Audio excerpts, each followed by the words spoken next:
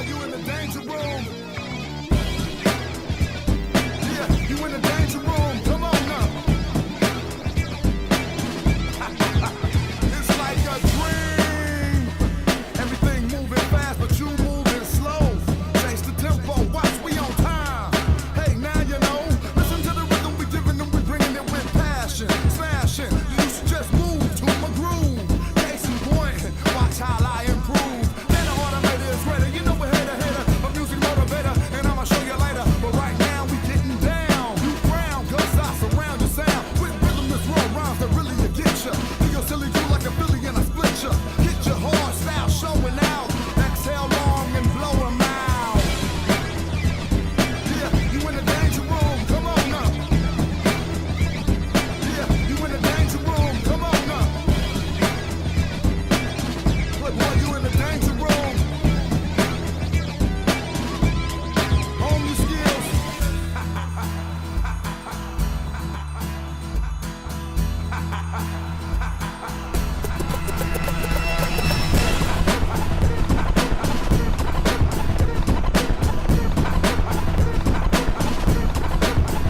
It's like a dream.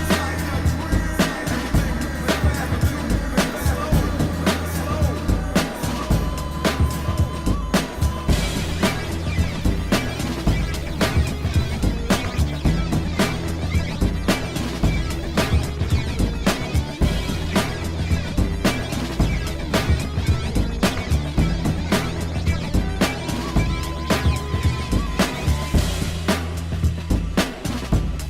Hone your skills. Look, boy, you in the danger room. Yeah, you in the danger room. Come on now. It's like a dream. Everything moving fast, but you moving slow. It's like a dream. Everything moving fast, but you moving slow.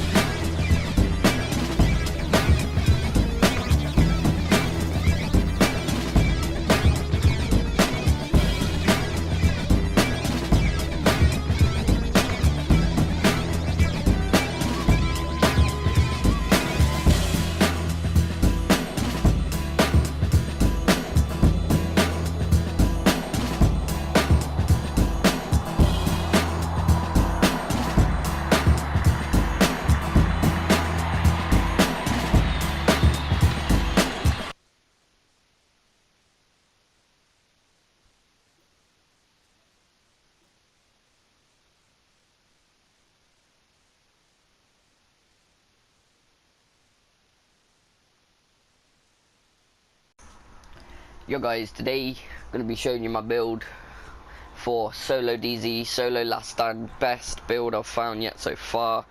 Don't know why, it's just very demolishing. There's going to be a lot more build videos to come, but let's get into this.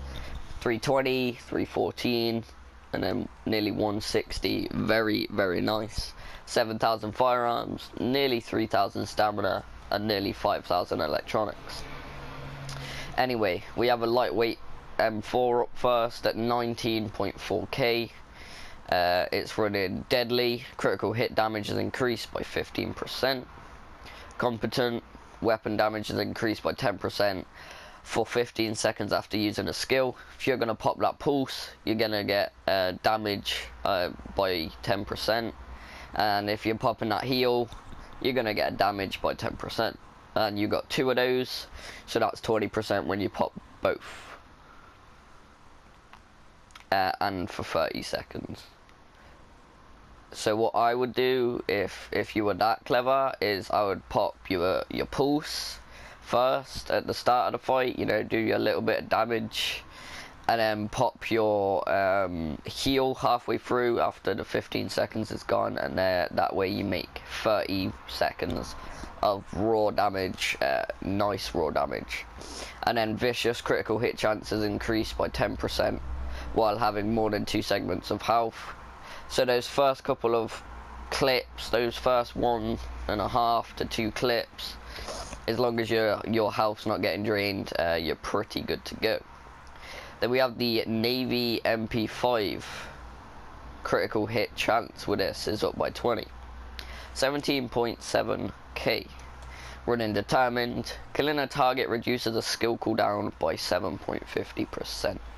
This is quite a nice one to have when you just want to whip out your SMG, and if you want to finish them off with the SMG, you're going to be getting your pulse and your heal back faster. Then of course we've got deadly. Critical hit chance is increased by 15%. I mean critical hit damage is increased by 15%, so it's a lot more damage yet again. And then competent weapon damage is increased by 10% for 15 seconds after using a skill. So as you see, I've tried to keep them pretty close, but we've got vicious there and determined there. Vicious giving us critical hit. So the lightweight M4 is just a little bit stronger on its perks. I should probably try and get determined off, but I think I've already whacked deadly on there, so it's like I can't. And now what I wanted to show you is with the lightweight M4, if we go into character, weapon damage is nearly 20,000. We're just going to round it. Critical hit chance is 26.50. Critical hit damage is 81. Headshot damage is 99 on the lightweight M4. And then you got your accuracy. Your speed bonus is 5%. And just all stuff like that. And then for the Navy MP5, damage is nearly 18,000, 35.50% chance, 88, which goes up to about 100 in last stand, 62 headshot damage, accuracy is up by 15, reload timer is up by a little bit. So that's the guns. And that's the guns I use. You know, I don't use the Liberator with this weapon, or I do use the MP7. It's either the MP5 or the MP7. The MP7 can drop its RPMs a little bit faster and reload a little bit faster, or you can have the MP7 that'll have a longer mag and it'll be able to rip a little bit faster. Like, I don't know. I know you got the ACR, which I do use. Focus, talented, you know, it's not very good. And then you got deadly, hurried, and predatory. That's a good good tactical org, but this tactical org's stronger supposedly in its damage. We do have the police lightweight M4. A lot of police lightweight M4, no, police M4. A lot of people have been starting to use this with deadly and accurate, but I don't know. I just picked myself one up, so I was like, I'm keeping that. And then we do have the first wave X45, which is 19, nearly 17k, which is nearly as strong as this, which is pretty mental. Expert and Unforgiven, but we don't have Unforgiven on it yet. Anyway, next let's get into the gear. And yeah, I don't know guys, you can mod your weapon like this, but you still see people like noobs modding their weapon with that sight or that grip or not the right magazine. Like, get with it now guys, come on, come on. You can put this one on, but give you a little bit more RPM. There's no really point in that for the damage drop. Okay, let's get into what we're actually using now. You've probably seen it a little bit, but we are using 3-piece Banshee. DZ loot funds we don't care about. We're using it for the 10% damage to out of cover. That's just strong, and yeah, more damage you've got. And then we are using 2-piece Tactician for the skill haste and skill power. So yes, we do have not 50% skill haste, but we have 23, and that hits 30 in the last stand. So obviously, you know, 10% to out of cover. Then you got your skill haste, your skill power. That's giving you a little bit more damage, a little bit more like movement and stuff like that. You know what's good? You could get the perk where once you get a kill, you get a 25%. You get a 70-something% chance to give you a 25% speed movement, but I don't know what that is. I've seen it somewhere there. And then obviously we have Vigorous, grants overheal to healing skills. That's why I'm using booster shot instead of overdose.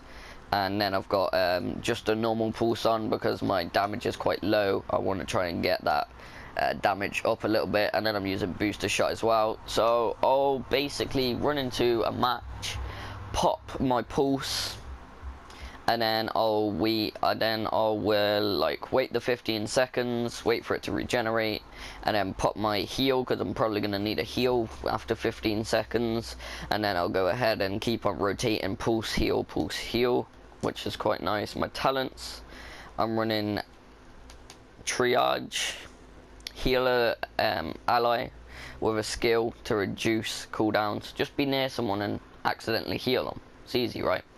Use a medkit during low health to increase damage resilience by 20% for 10 seconds. Quite nice. Reach low health to reduce active skill cooldowns by 20%. And then over here, kill a hostile moving to reduce incoming damage by 15% for 10 seconds. So this build is quite jolly good. Anyway, in this build, we're running a Ninja Bite backpack, as you can see, which has given us the 3 pieces of each. Anyway, let's actually get on to what's on the gear. Using Vigorous Chest, obviously, with health on kill, and increase kill XP. Now, this is a good chest piece, but it's not god roll because of the kill XP, which is kind of annoying. On the Banshee Shadow mask, we're running critical hit chance and damage to elites. Yet again, I've only just threw this build together, and it will be getting better over time.